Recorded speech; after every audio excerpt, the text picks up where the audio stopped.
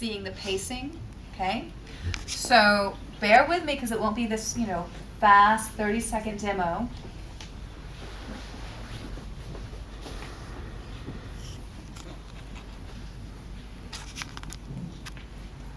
So what you can't see is left thumb walking down through the wrist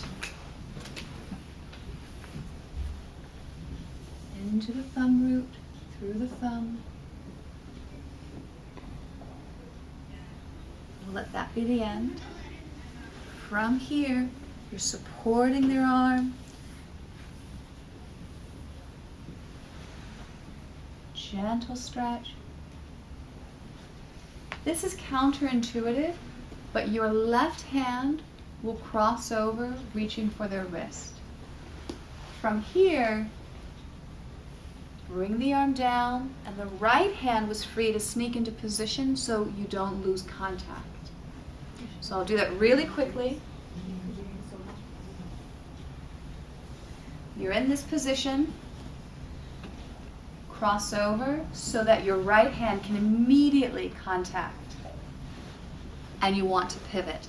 So in the pivot, if you look at my body position, you want this lower leg to be parallel to your partner's legs. So this is wrong, right, where the leg is perpendicular. This is correct.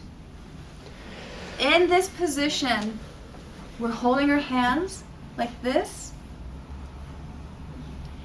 gentle squeezing, and on every exhalation, you lean forward,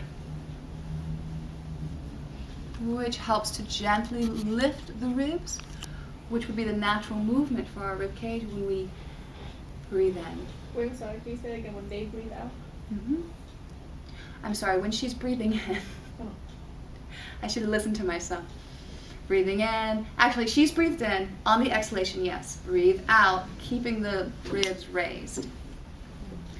And we'll go again. Breathing in. Exhale, squeeze and lift. And if someone's ticklish, that's where... If they're ticklish, so yeah, you would have a much firmer, very, very firm touch. But also, what you suggested, which we'll suggest after, is a really good idea with putting their hand. Yes, Sharita? Because my hands are so long, how do I avoid touching her? So so first with your right hand in this position, you would just adjust it to be away from the breast tissue.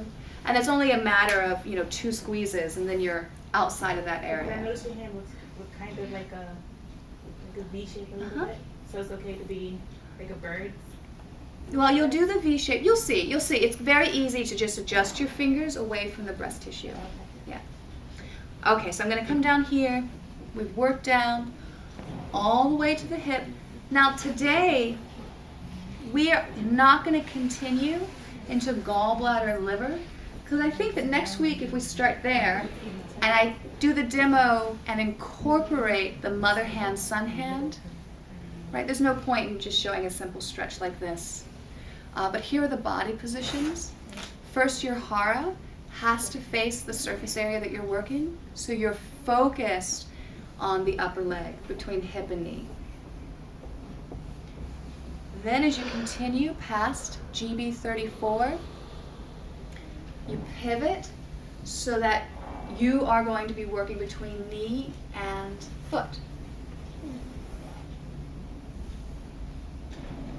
And here I've brought the knee back to the mat. It was your right knee back to the mat, anticipating this transition where we leap into the other leg.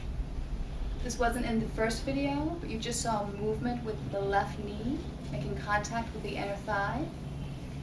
So now the lower leg has been brought into the session, and you can simply move your hands and continue working. So it's a very seamless transition. You don't feel like somebody's jumping from one limb to the other. Do you agree, Ty? I agree. Yeah, it's very, very smooth. And then what you saw was this straightening the leg,